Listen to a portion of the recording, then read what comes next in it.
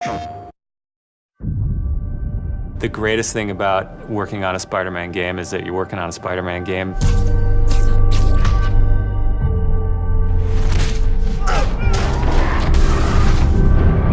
The hardest thing is that it's a Spider-Man game. We really care about storytelling here at Insomniac.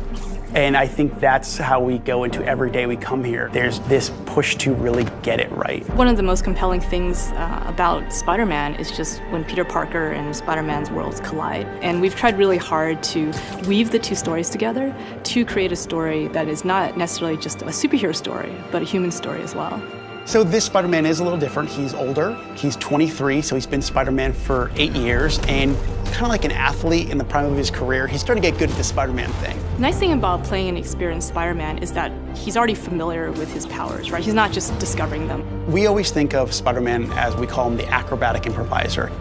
He's looking for not only how he can take advantage of the way the enemies are positioned, but what around him. Could he use this object to grab with his webs and throw at an enemy? We want people to not only see the enemies in front of them, but the environment around to take advantage of both of them. He also knows that the criminals out in the city know how he works as well, so he's got to mix it up. So even though he is more experienced, the challenges are going to be bigger than he's ever faced before. Spider-Man has a rich history of having great stories. The core of our story is this duality between being Peter Parker and being Spider-Man. What's cool about Mr. Negative is that he also has a duality. He's got his positive side as Martin Lee, who runs the homeless shelters in the city, but he also has his negative side. When Peter makes the connection that the leader of the inner demons is the guy who my aunt works for, we got the perfect collision of those two worlds.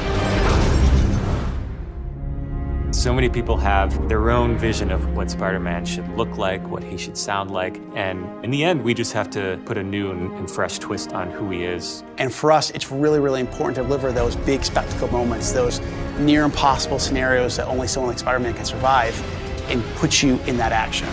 You got this, you got this, you got this!